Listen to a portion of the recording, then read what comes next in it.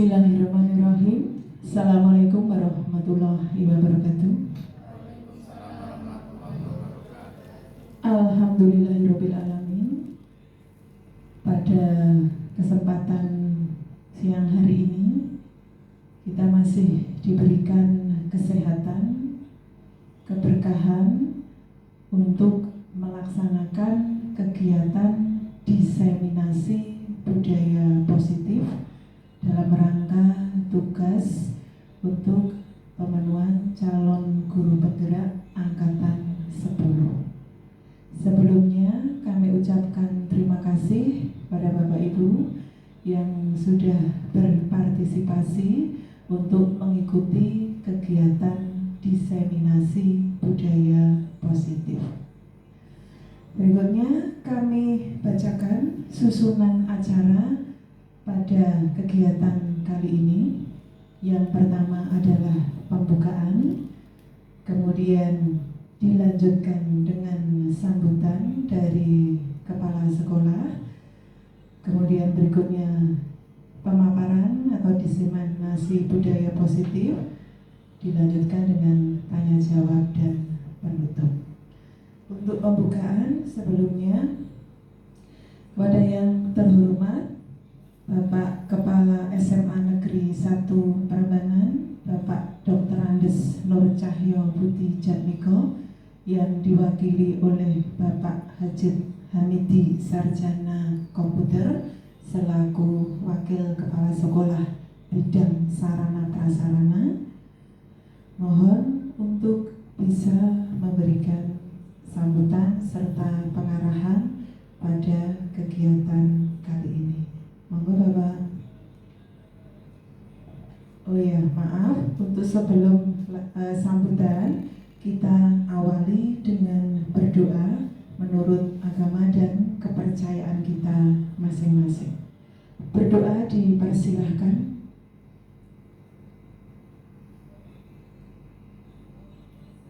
Berdoa selesai, kita lanjutkan untuk acara berikutnya, yaitu sambutan dari Kepala Sekolah yang diwakili oleh Bapak Hajid Hamidi Sarjana Komputer. Ya, Assalamualaikum warahmatullahi wabarakatuh. Terima kasih Ibu P atas waktunya. Yang saya hormati Bapak Ibu semuanya yang hadir dalam acara diseminasi budaya positif CGP Angkatan 10. Pertama-tama marilah kita panjatkan puja dan puji syukur kehadirat Allah Subhanahu wa taala karena berkat rahmat taufik dan hidayahnya pada siang hari ini kita semuanya bisa hadir di ruang guru ini dalam acara diseminasi budaya positif. Tak lupa kita juga salawat wassalam kita haturkan kepada Nabi Muhammad Sallallahu Alaihi Wasallam. Semoga dia melalui kiamat nanti dapat syafaatnya. Amin. Di sini mohon maaf Bapak Ibu karena Bapak Kepala Sekolah tidak bisa hadir. Untuk itu diwakilkan kepada saya. Untuk itu mohon maaf dan terima kasih kepada Ibu P pada siang hari ini bisa melaksanakan yaitu diseminasi budaya positif. Semoga apa yang nanti sudah dipresentasikan bisa diimplementasikan di sekolahan atau di SMA Negeri 1 Prambanan diterapkan oleh Bapak Ibu semuanya. Nah, kaitannya dengan budaya positif yang ada di SMA ini, mulai dari berangkat masuk ke gerbang sampai pulang sekolah. Nah, itu budaya positif bisa diterapkan di SMA ini. Nah, pada pagi hari ini, pada siang hari ini, diseminasi tentang budaya positif. Nah, nanti bisa Bapak Ibu pahami apa materi yang akan diberikan oleh Bapak Tina.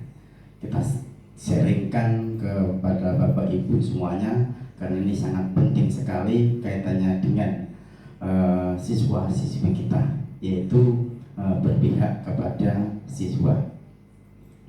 Baik Bapak Ibu semuanya, kami tidak bisa berkata-kata yang panjang karena nanti ada hubungannya dengan materi yang akan disampaikan oleh Bu Partina yang sangat panjang juga.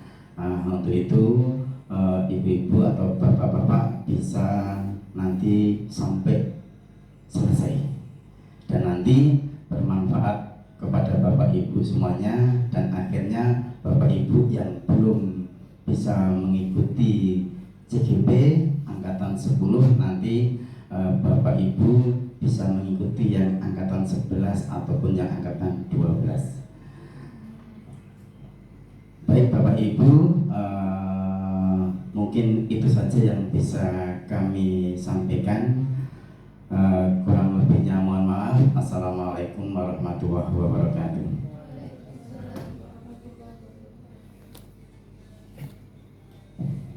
Waalaikumsalam warahmatullahi wabarakatuh. Terima kasih Bapak Ajit atas sambutan serta pengarahannya. Semoga apa yang beliau sampaikan itu bisa kita laksanakan dengan sebaik-baiknya dan akhirnya bisa menjadikan kita melaksanakan tugas ke depannya dengan sebaik-baiknya juga. Bapak Ibu yang kami hormati, untuk acara berikutnya adalah acara inti, yaitu diseminasi budaya positif di SMA Negeri 1 Prambanan, Kabupaten Klaten.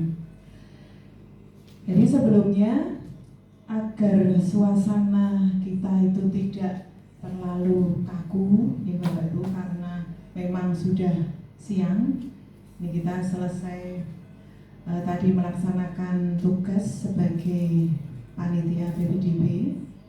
Nah, kita selingan terlebih dahulu Bapak Ibu. Selingannya seperti apa? Yaitu ini. Jadi memang ini adalah satu kata yang sederhana, tetapi maknanya itu sangat besar sekali Bapak Ibu. Yaitu satu kata, senyum. Senyum itu akan sulit dilakukan apabila hati kita itu tidak bahagia. Betul Bapak Ibu? Jadi kata bahagia itulah awal kita bisa tersenyum. Dan dengan hati yang bahagia, insya Allah kita bisa melaksanakan tugas dengan sebaik-baiknya. Nah, untuk mengawali diseminasi kali ini, silakan Bapak Ibu berhadapan dengan sebelah kanan kirinya. Ya. Dan silahkan tersenyum dengan lebar sampai kelihatan giginya. Sekitar 30 menit. Maaf, 30 detik. Kalau 30 menit nanti kering nih Bapak Ibu. Nah, belum mulai saja sudah tersenyum tuh Bapak Ibu. Nah, jadi memang bahagia itu sebenarnya sederhana. Kita saling senyum dengan teman saja itu sudah merasa bahagia, walaupun di benak kita tanggung jawab kita itu masih banyak, juga mungkin sangat berat nih Bapak Ibu. Tapi kalau kita awali semuanya dengan senyum, insya Allah itu akan bisa terselesaikan dengan baik. Yuk silahkan sekarang. Saya hitung waktunya 30 detik. 1, 2, 3,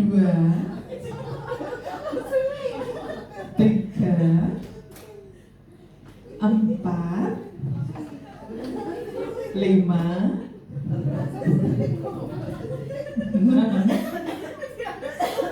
7, 8, 9, 10. Saya ngitungnya juga capek kalau sampai 30. Jadi kita skip sampai 10 saja sudah sampai terpinggal-pinggal. Itu bukan hanya senyum, itu sudah tertawa, terpinggal-pinggal ya Bapak Ibu. Nah, itulah ice breaking kita pada siang hari ini sebelum nanti saya memaparkan tentang budaya positif. Kalau ada yang ngantuk, nanti boleh tunjuk tangan. Nanti senyum lagi dengan teman sebelahnya. Itu ya Bapak Ibu. Nah, apa itu budaya positif? Budaya positif di sekolah itu adalah nilai-nilai dan kebiasaan-kebiasaan di sekolah yang berpihak pada peserta didik agar mereka dapat berkembang menjadi pribadi yang kritis, penuh hormat, dan bertanggung jawab. Jadi sekolah itu merupakan rumah kedua bagi murid, Bapak Ibu. Setuju ya? Nah, sehingga sudah selayaknya apabila sekolah itu menjadi tempat yang nyaman bagi mereka. Karena kadang mungkin mereka di rumah itu juga terkadang kurang nyaman, mungkin ada masalah juga dengan orang tua atau dengan saudara. Nah, pada saat mereka sampai di sekolah, mereka ketemu dengan teman-teman, ketemu dengan bapak ibu guru yang cantik-cantik dan sebagainya. Itu mereka akan tumbuh lagi semangatnya, menjadi nyaman dan sebagainya. Akhirnya belajarnya juga akan baik, akan berimbas juga ke prestasi mereka. Nah, Ki Hajar Dewantara itu mengibaratkan sekolah sebagai tanah tempat bercocok tanam, dan guru adalah petaninya. Jadi agar benih-benih yang ditanam itu dapat tumbuh dengan baik, seorang petani harus bisa menyiapkan tanah yang baik dan menjaga lingkungannya dari hal-hal yang dapat merusak tanaman. Dalam hal ini, seorang guru harus mengusahakan sekolah menjadi lingkungan yang menyenangkan, menjaga dan melindungi murid dari hal-hal yang tidak baik, sehingga tercipta iklim pembelajaran yang positif di lingkungan sekolah. Dalam menciptakan lingkungan belajar yang positif, perlu dilakukan pembiasaan-pembiasaan yang dapat menggiring siswa pada pemenuhan keyakinan akan nilai-nilai kebajikan. Dari pembiasaan-pembiasaan tersebut, maka akan tercipta budaya positif di sekolah. Nilai-nilai kebajikan yang saat ini ingin dicapai dalam kurikulum Merdeka adalah karakter profil pelajar Pancasila. Hafal tidak, Bapak Ibu? 6 karakter profil pelajar Pancasila.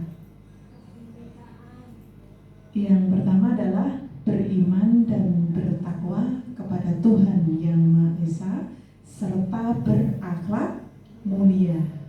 Nah, itu karakter yang pertama. Kemudian yang kedua adalah apa tadi Bu Fitri? Berkebinekaan global. Nah, terus kemudian yang ketiga, bergotong royong. Keempat, mandiri. Kemudian kreatif. Dan yang keenam adalah bernalar kritis. Nah, apakah semua itu sudah ada pada karakter siswa-siswi kita? Nah, harapannya itu semua sudah ada, karena memang kita sudah menerapkan proyek penguatan profil pelajar Pancasila. Nah, harapannya seperti itu ya Bapak Ibu.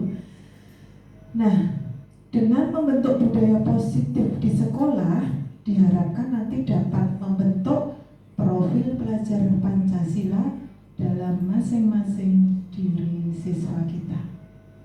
Budaya positif adalah pembiasaan yang bernilai positif, di dalamnya mengandung sejumlah kegiatan yang mampu menumbuhkan karakter positif siswa.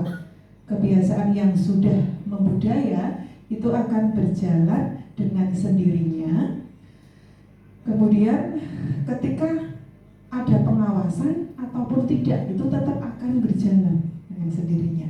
Jadi oleh karena itu perlu adanya motivasi intrinsik dalam diri setiap warga sekolah. Jadi kalau kita sebagai guru, kita adalah sosok keteladanan bagi siswa. Jadi kita harus menumbuhkan budaya positif tersebut mulai dari dalam diri kita. Itulah yang disebut dengan motivasi intrinsik. Saat ini motivasi intrinsik tersebut belum sepenuhnya dimiliki oleh warga sekolah. Mereka cenderung taat saat ada dalam pengawasan. Namun ketika tidak ada pengawasan, maka budaya positif tersebut kadang belum sepenuhnya dilakukan.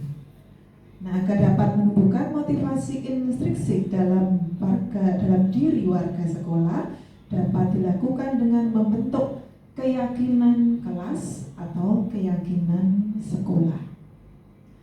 Nah, kemarin saya sudah mulai mengawali untuk membentuk keyakinan kelas. Jadi, keyakinan kelas atau sekolah itu dapat lebih dipahami dan juga dihayati nilai-nilai kebajikannya pada saat mereka meyakini bahwa keyakinan kelas tersebut memang baik untuk mereka.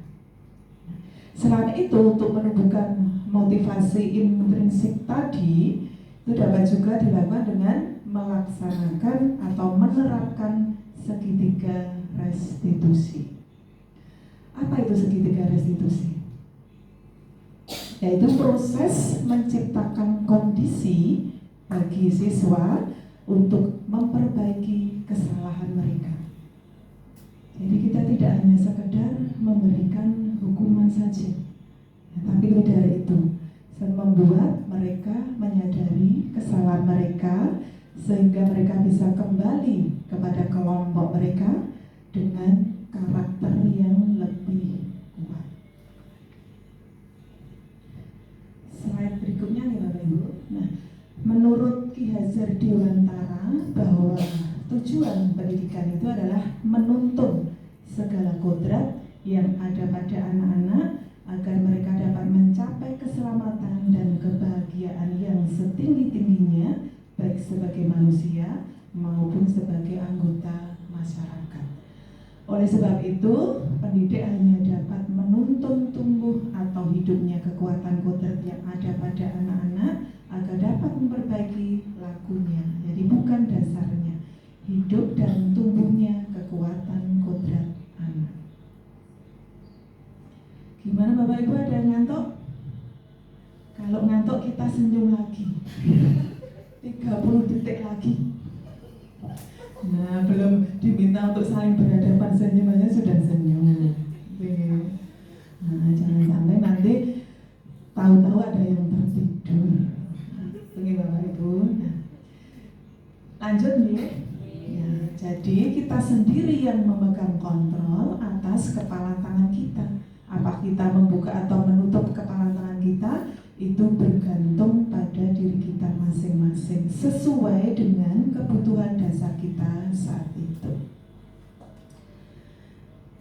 Nah, kemudian ini perubahan paradigma teori kontrol atau ilusi kontrol. Jadi di dalamnya terdapat ilusi guru mengontrol murid, kemudian ilusi bahwa kritik dan membuat orang merasa bersalah itu dapat menguatkan karakter. Kemudian ilusi bahwa semua penguatan positif efektif dan bermanfaat. Ilusi bahwa orang dewasa memiliki hak untuk memaksa. Ini tadi yang terlewat. Nah, lanjut dulu nih Bapak Ibu. Nah, untuk membangun perubahan paradigma, membangun budaya yang positif, sekolah perlu menyediakan lingkungan yang positif, aman dan nyaman, agar murid-murid mampu berpikir, bertindak, dan mencipta dengan merdeka, mandiri, dan bertanggung jawab. Di lazimnya disiplin dikaitkan dengan kontrol. Dalam hal ini, kontrol dalam menghadapi murid. Nah, kita lihat ini suatu cerita. Jadi, Anda dan teman Anda, sama seperti pada saat saling senyum tadi ya.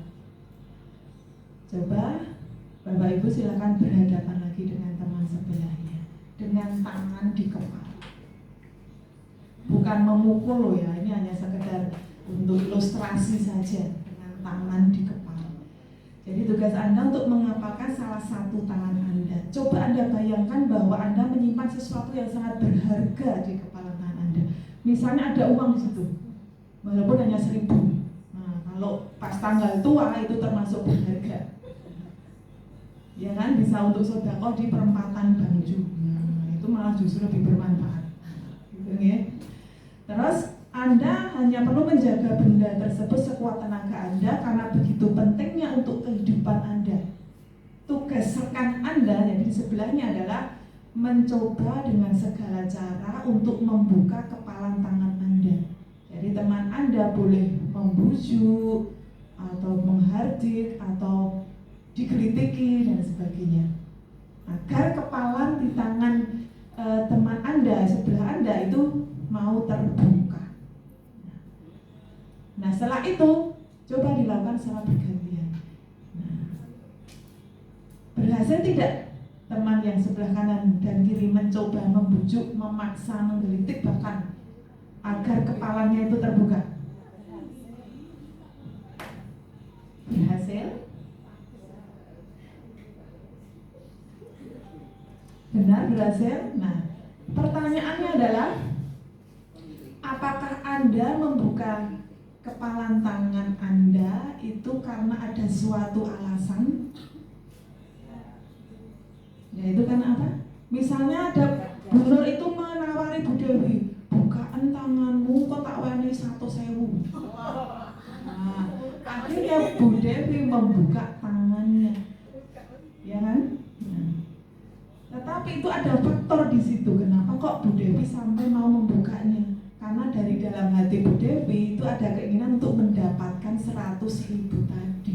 Nah, itu keinginan yang ada pada diri Bu Dewi, itu keinginan intrinsik. Nah, terus juga misalnya Bu Nur diminta Bu Dewi untuk membuka sekuat tenaga, itu ya Bu Dewi mencoba memaksa Bu Nur untuk membuka, Bu Nur tetap tidak mau membuka. Walaupun diiming-imingi 100.000 ya, dalam hati Bu Nur 100.000 itu kecil, saya lebih banyak dari itu.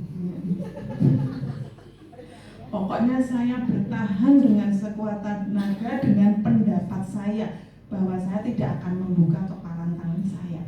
Nah, itulah juga motivasi intrinsik dari dalam Bu Nur, bahwa dia tidak mau membuka kepalan tangannya walaupun ada iming-iming sebesar apapun, walaupun ada paksaan sebesar apapun.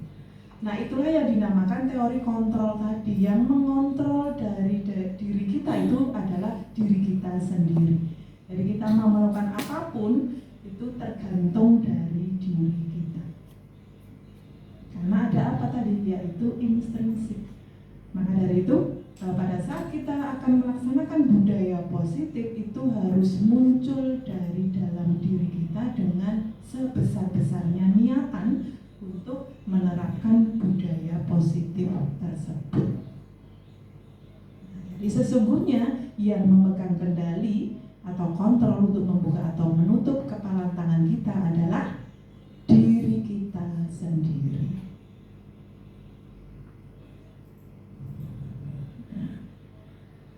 Kemudian ada perubahan paradigma stimulus respon teori kontrol. Siapa sesungguhnya yang memegang kontrol? Ada stimulus, ada dihubungkan dengan teorinya. Yang pertama, kita mencoba mengubah orang agar berpandangan sama dengan kita. Itu stimulusnya. Tetapi menurut teori kontrol, kita berusaha memahami pandangan orang lain tentang dunia. Jadi yang mengontrol itu kita sendiri, bukan orang lain. Walaupun orang lain itu mencoba merubah kita agar sesuai dengan orang tersebut. Kemudian perilaku buruk dilihat sebagai suatu kesalahan. Tetapi pada saat kita melakukan kesalahan itu kita pasti memiliki alasan. Nah, murid pun juga demikian. Pada saat murid mungkin terlambat masuk kelas, kita kan mungkin melihatnya, oh kamu sudah melanggar disiplin, kamu sudah melanggar aturan. Tapi dari segi murid itu sendiri, dia punya alasan. kenapa kok terlambat? Jadi lebih bijak kalau kita misalnya tanya, kenapa kamu datang terlambat? Nah, seperti itu. Mungkin karena bannya sepeda motor itu bocor sehingga terlambat. Mungkin karena bangunnya kesiangan. Nah, bangun kesiangan itu nanti juga kita cari alasannya. Kenapa kok bisa bangun kesiangan? Nah, kalau anak tersebut jujur mungkin akan mengaku, saya main game itu sampai malam, Bu. Nah, itu kita kembalikan lagi, betul tidak kalau kamu main game sampai malam sehingga kamu tidurnya kemalaman, terus bangunnya kesiangan, kemudian terlambat datang ke sekolah. Nah, itu sudah melanggar peraturan dan juga keyakinan kelas yang sudah dibuat. Kemudian berikutnya, orang lain bisa mengontrol saya, itu stimulusnya. Teori kontrol, hanya Anda yang bisa mengontrol diri Anda sendiri, bukan orang lain. Termasuk juga kalau misalnya dari segi kita menjalankan ibadah gitu ya, kalau umat muslim kan kita menjalankan sholat. Nah, kita mau sholat tepat waktu atau diundur-undur, itu juga kita sendiri yang bisa mengontrolnya. Karena apa? Karena kita mengetahui kalau sholat di awal waktu itu lebih besar pahalanya dibanding dengan sholat yang di akhir waktu, seperti itu. Kemudian stimulus berikutnya adalah saya bisa mengontrol orang lain. Menurut teori kontrol, Anda tidak bisa mengontrol orang lain. Berikutnya, pemaksaan ada pada saat bujukan gagal. Jadi kalau misalnya tadi untuk membuka kepalan tangan itu ternyata kita tidak berhasil memaksa teman kita. Kolaborasi dan konsensus menciptakan pilihan-pilihan baru. Ada penawaran, coba dibuka, nanti saya kasih uang, nanti saya jajaki dan sebagainya. Nah, itu adalah kolaborasi dan konsensus untuk menciptakan pilihan-pilihan baru. Kemudian model berpikir menang atau kalah. Nah, teori kontrol adalah model berpikirnya kita harus menang dan menang. Nah, dalam diseminasi kali ini ada 7 materi pokok yang bisa disampaikan. Yang pertama adalah tentang disiplin positif dan nilai-nilai kebajikan universal. Kemudian teori motivasi, hukuman dan penghargaan serta restitusi. 3. Keyakinan kelas. 4. Kebutuhan dasar manusia dan dunia berkualitas. 5 posisi kontrol. 6 segitiga restitusi. Nah, yang kita bahas pertama adalah apa makna disiplin. Disiplin berasal dari bahasa Latin disiplina, yang artinya belajar. Makna asal dari kata ini berkonotasi dengan disiplin diri dari murid-murid Sokrates dan Plato. Disiplin diri membuat orang menggali potensinya menuju sebuah tujuan apa yang dia hargai. Namun dalam budaya kita, makna kata disiplin telah berubah menjadi sesuatu yang dilakukan seorang pada orang lain untuk mendapatkan kepatuhan. Kecenderungan umum adalah menghubungkan kata disiplin dengan ketidaknyamanan, bukan dengan apa yang kita hargai atau pencapaian suatu tujuan mulia. Disiplin adalah kemampuan memerintah diri sendiri dalam mengontrol dan menguasai diri untuk memilih tindakan yang mengacu pada nilai-nilai yang kita hargai dengan penuh tanggung jawab tanpa terperintah orang lain. Jadi kalau misalnya motivasi intrinsik tadi sudah muncul dalam diri kita, maka disiplin itu pun juga akan bisa kita terapkan dengan sebaik-baiknya. Misalnya kita sebagai guru akan memberikan keteladanan kepada siswa untuk datang ke sekolah tepat waktu dan tidak terlambat. Nah, nanti siswa juga akan mengamati mencontoh, oh ternyata guru saya itu bisa disiplin. Jadi kenapa saya tidak? Nah, seperti itu. Maksud dari nilai-nilai yang kita hargai adalah nilai-nilai kebajikan sifat-sifat positif manusia yang merupakan tujuan mulia yang ingin dicapai setiap individu. Nilai kebajikan yang ingin dicapai oleh setiap anak Indonesia kita kenal dengan profil pelajar Pancasila. Tadi di awal sudah kita sampaikan gitu ya. Jadi profil pelajar Pancasila itu adalah beriman dan bertakwa kepada Tuhan Yang Maha Esa dan berakhlak mulia, kemudian mandiri, bernalar kritis, berkebinekaan global, gotong royong, dan kreatif. Dan teori motivasi perilaku manusia. Nah, yang pertama adalah untuk menghargai ketidaknyamanan atau hukuman yang akan terjadi apabila saya tidak melakukannya. Itu motivasi apa Bapak Ibu? Eksternal. Jadi takut kalau kita tidak mentaati adanya suatu aturan nanti akan mendapatkan hukuman. Ya, jadi dia bisa disiplin itu karena adanya hukuman tadi. Itu yang dinamakan motivasi eksternal. Kemudian yang kedua, untuk mendapatkan imbalan dari orang lain atau institusi, apa yang akan saya dapatkan apabila saya melakukannya, itu juga termasuk motivasi yang eksternal. Nah, dan yang ketiga, untuk menghargai diri sendiri, saya akan menjadi orang yang seperti apa bila saya melakukannya. Nah, itu termasuk motivasi yang internal, tujuan disiplin positif. Kemudian kebutuhan dasar manusia, yaitu realitas kebutuhan kita berbeda. Kita berusaha memahami pandangan orang lain tentang dunia. Setiap orang memiliki gambaran yang berbeda, yaitu kebutuhan untuk dicintai atau diterima, kemudian kebutuhan untuk bisa adanya power atau penguasaan, kebutuhan untuk kebebasan, dan kebutuhan kesenangan. Nah, itu semua adalah survival, untuk bertahan hidup. Nah, ini ada lagi kasus ya, Ibu, situasi di mana Ibu Ani, guru kelas 5 SD Pelita Hati, itu sedang bingung menghadapi ulah salah satu murid di kelasnya, namanya Agus. Beberapa anak telah datang dan mengeluhkan Agus yang seringkali meminta bekal makan siang mereka dengan paksa. Nah, jika Anda menghadapi situasi seperti Ibu Ani, apa kira-kira yang akan Anda lakukan? Dan menurut Anda, apa alasan Agus melakukan hal tersebut? Kira-kira apa Bapak Ibu? Apakah memang hanya karena alasan Agus itu nakal gitu saja? Nah, pasti kan ada alasannya ya. Kenapa Agus kok sering mengganggu teman-temannya? Salah satunya dengan meminta bekal makan siang mereka dengan paksa.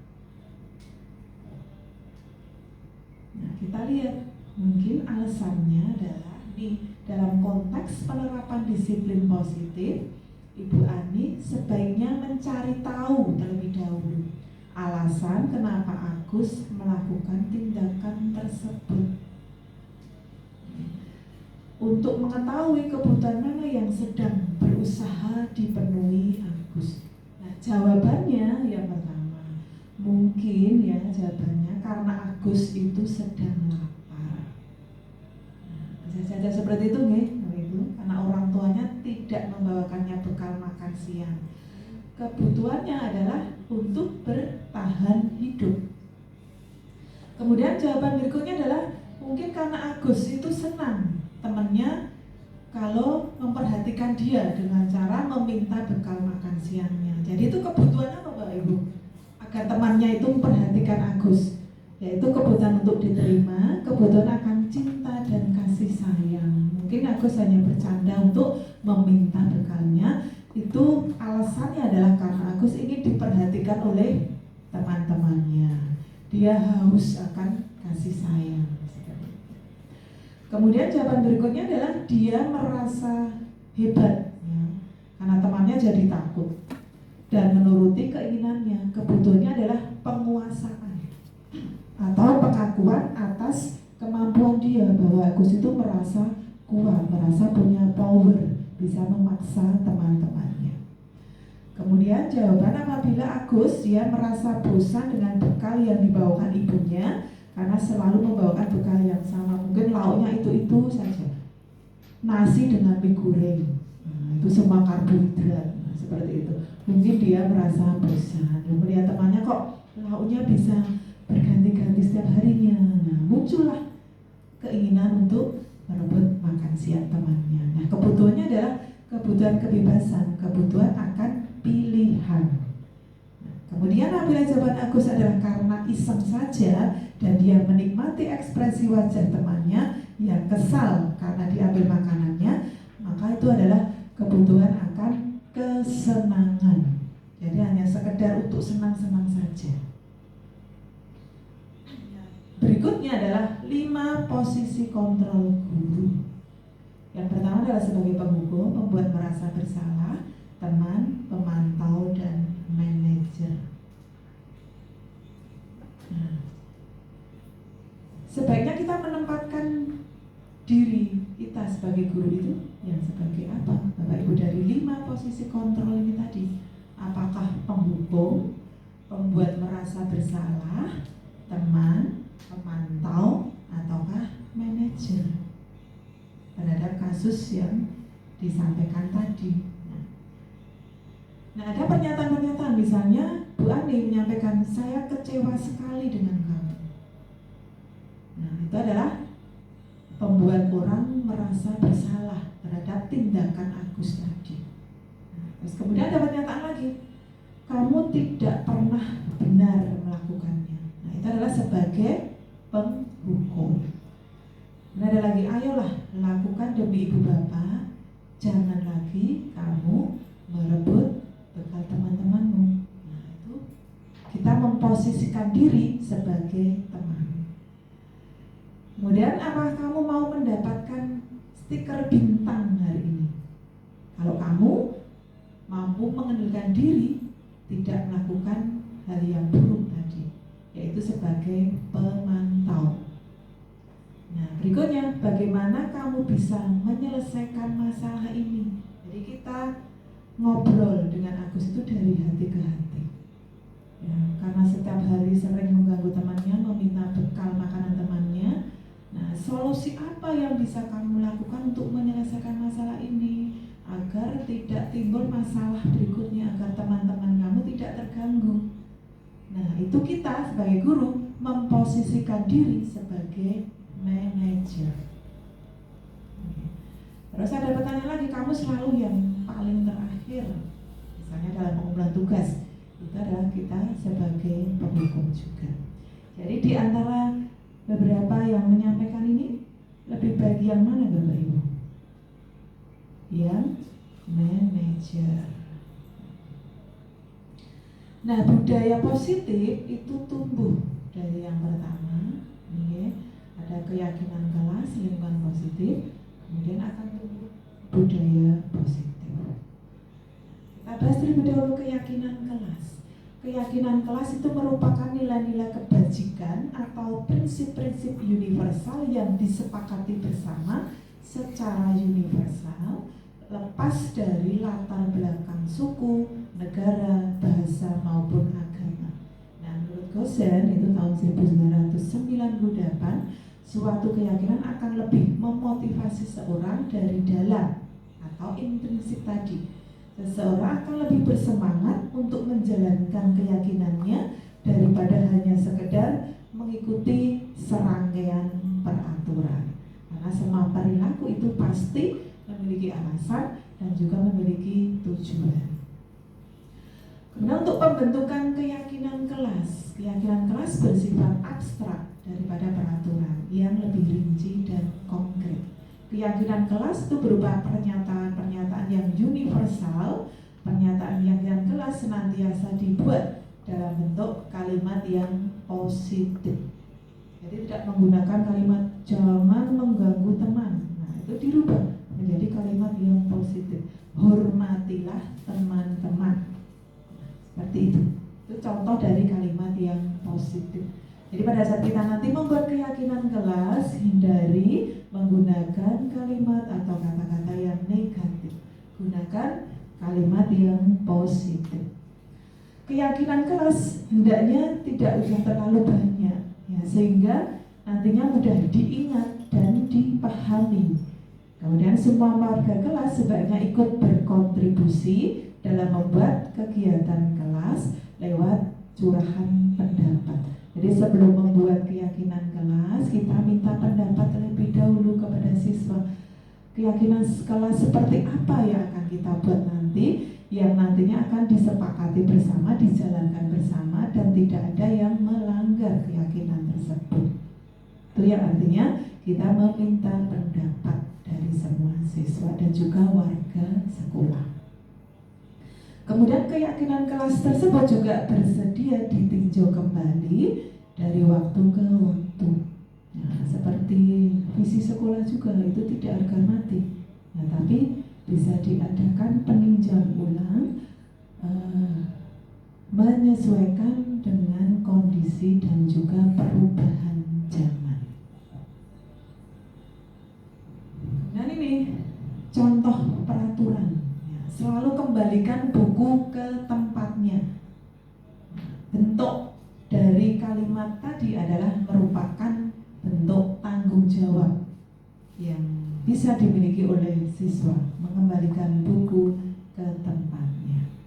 Kemudian dilarang mengganggu orang lain. Itu adalah menghormati orang lain dan diri sendiri. Ini contoh kalimat positifnya.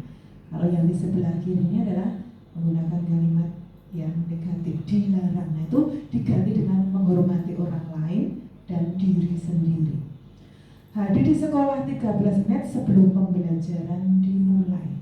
Itu menghormati orang lain, komitmen pada tujuan. Dilarang melakukan kekerasan. Nah, itu keselamatan dan menghormati orang lain. Dilarang menggunakan narkoba. Nah, itu bisa diganti dengan untuk kesehatan.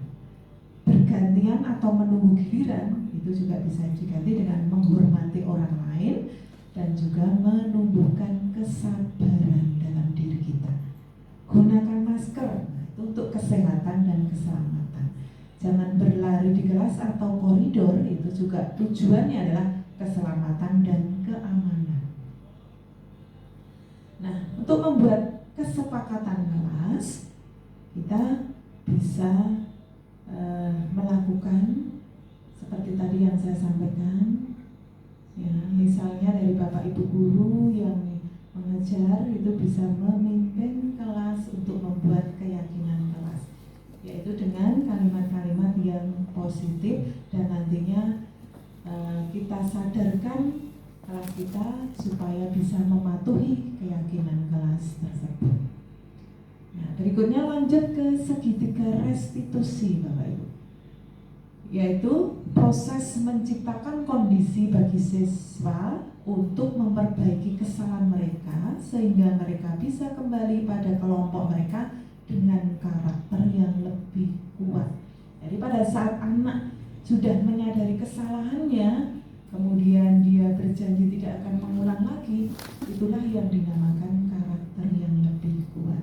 Jadi kita tidak hanya sekedar memberikan hukuman saja atas kesalahan yang sudah dilakukan anak, tapi mengembalikan kepada anak tersebut bahwa perbuatannya itu dia menyadari itu salah dan kemudian dia tidak akan mengulang lagi dan akhirnya memperbaiki diri untuk tidak mengulang kesalahan yang sama.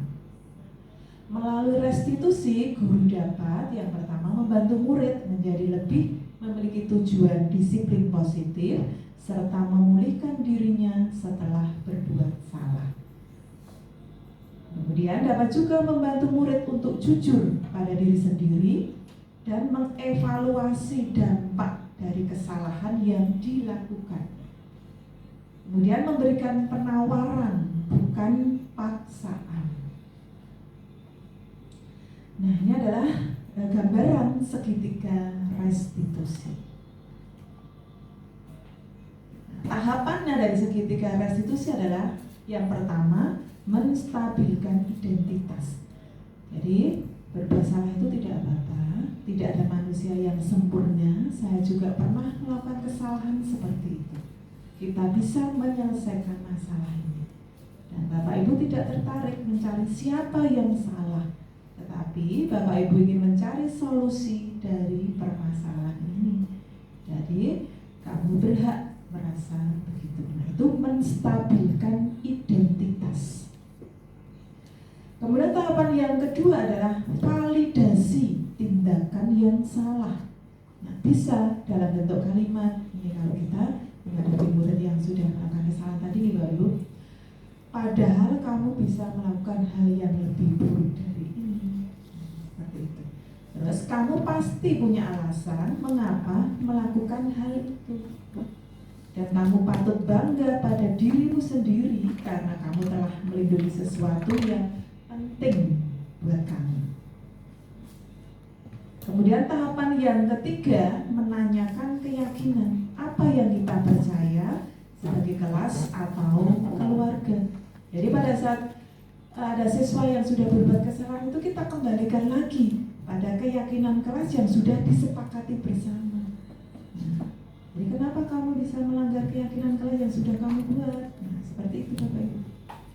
Apa nilai-nilai umum yang ingin atau telah kita sepakati? Bayangan kita tentang kelas yang ideal dan kamu ingin menjadi orang yang seperti apa? Nah, itu adalah tahapan menanyakan keyakinan. Nah, ini saya sudah melaksanakan di Bapak Ibu. Pada saat ada salah seorang siswa yang melakukan kesalahan, ini namanya Agus, nah, kelas 10G. Nah, jadi pada saat pelajaran agama Islam, dia tidak mengerjakan PR. Nah, Bu Nuri sebagai guru mapel agama Islam kemudian menyampaikan kepada saya bahwa Agus itu tidak mengerjakan PR. Nah, kebetulan kemarin saya ketemu di depan kelas A1 itu saya panggil. Nah, saya tanyakan, Mas Agus, kenapa kamu Bu Guru panggil ke sini? Dan Bu Guru mendengar laporan dari Bu Nuri. Nah, apa sebenarnya yang terjadi? Nah, seperti itu.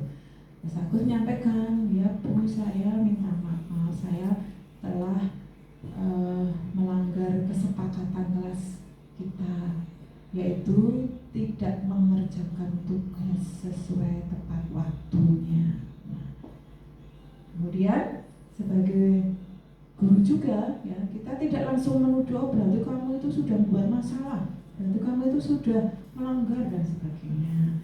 Jadi kita tanyakan, nah, kenapa kamu sampai tidak mengerjakan tugas tepat waktu? Agus menyampaikan, saya itu kalau pas pelajaran agama Islam itu saya kurang mudeng, Bu.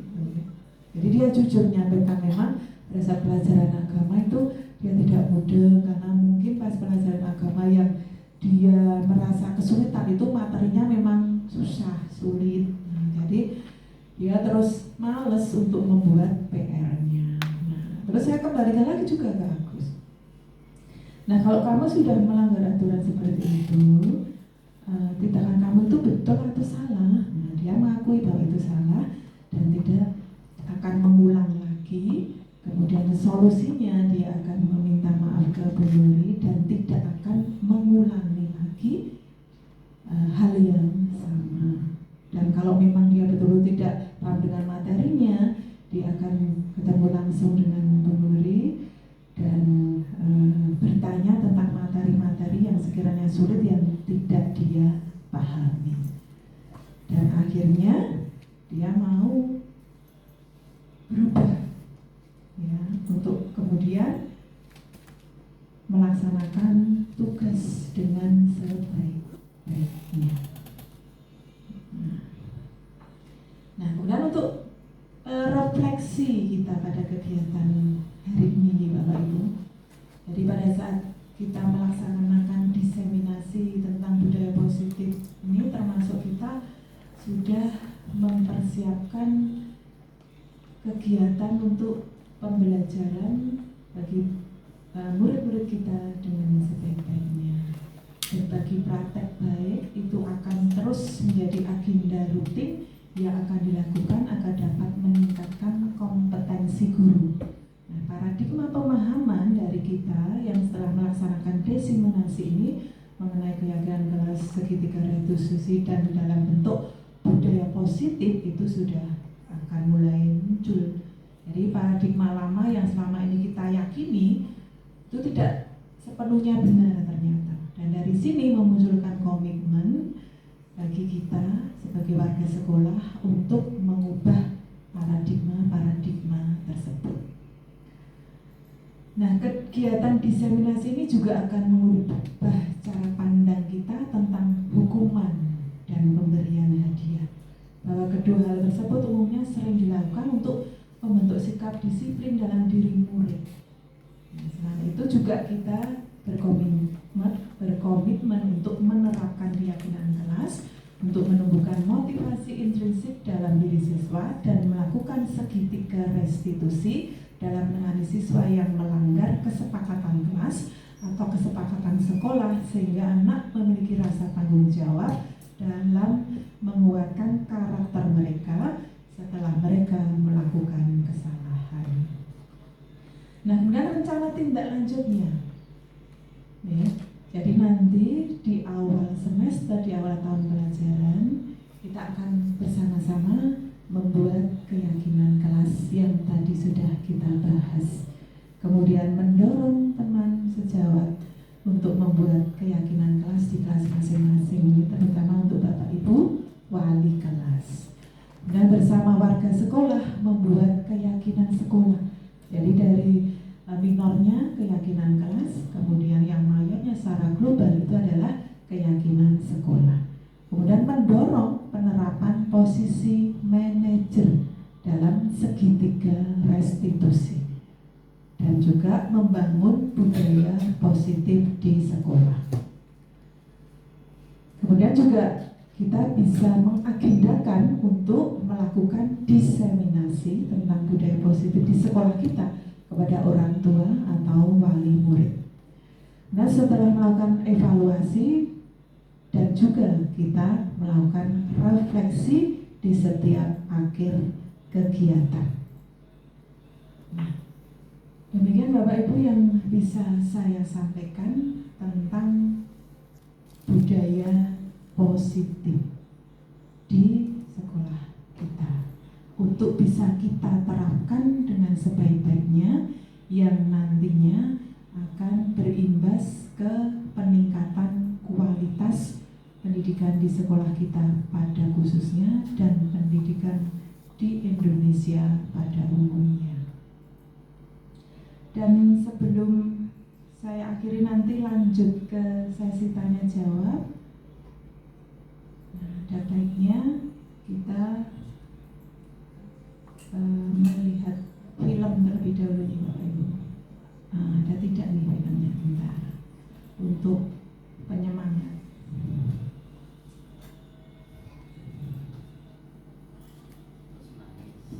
Bukan nangis ya, tidak apa-apa. Ya, maaf kok di sini. Sebenarnya saya ingin menayangkan karakter anak-anak Jepang, tapi yang muncul ini. Nah, tidak apa-apa.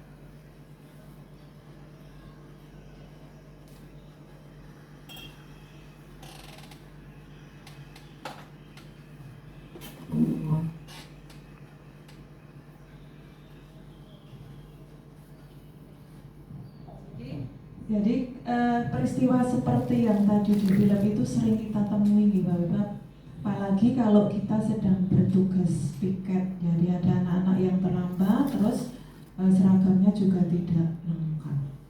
Nah, kalau kita memposisikan diri sebagai manajer, tadi kita harus seperti apa sikapnya? Menanyakan alasannya kenapa sampai terlambat, gitu kan? Nah, itu contoh singkat ya untuk film penerapan budaya positif di sekolah kita. Kemudian lanjut untuk sesi tanya jawab. Apakah ada yang ingin bertanya, Bapak Ibu?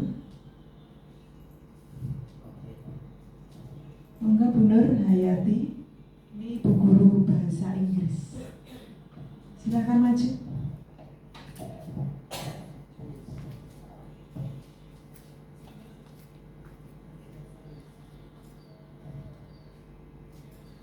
Terima kasih waktunya yang telah diberikan kepada Ibu Supartina. Materi yang sangat bagus sekali. Di sini saya langsung saja pertanyaannya.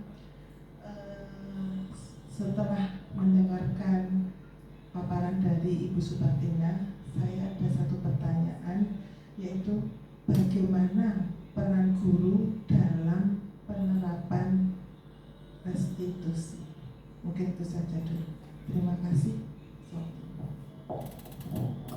Ya, terima kasih Ibu Nur Hayati atas pertanyaannya. Jadi pada restitusi tadi pernyataannya adalah peran guru dalam penerapan restitusi, gitu ya. Jadi pada restitusi seorang guru berperan sebagai pembimbing siswa melalui pengajaran, ya, pertanyaan-pertanyaan untuk mengungkapkan kesalahan, kenapa sampai anak tersebut melakukan kesalahan. Jadi digali alasannya dan memahami keyakinan apa yang mereka langgar, sehingga harapannya akhirnya siswa dapat menyadari kesalahannya sendiri, belajar dari kesalahannya tersebut, sehingga mereka menyadari suatu nilai keyakinan yang melekat dan pada akhirnya bisa memperkuat karakter siswa tersebut. Jadi walaupun sudah pernah melakukan kesalahan, kalau mereka menyadari kesalahan tersebut, akhirnya mereka akan bisa menjadi pribadi-pribadi dengan karakter yang lebih baik ke depannya. Ingatan ya Bu Nur Hayati? Ya. Gitu ya Bapak Ibu. Jadi untuk diseminasi kita kali ini kita cukupkan sekian. Sekali lagi saya ucapkan terima kasih yang sebesar-besarnya atas partisipasi Bapak Ibu. Mudah-mudahan budaya positif bisa kita terapkan di sekolah kita dengan sebaik-baiknya, sehingga tugas-tugas kita menjadi lebih berkah ke depannya. Terima kasih. Wassalamualaikum warahmatullahi wabarakatuh.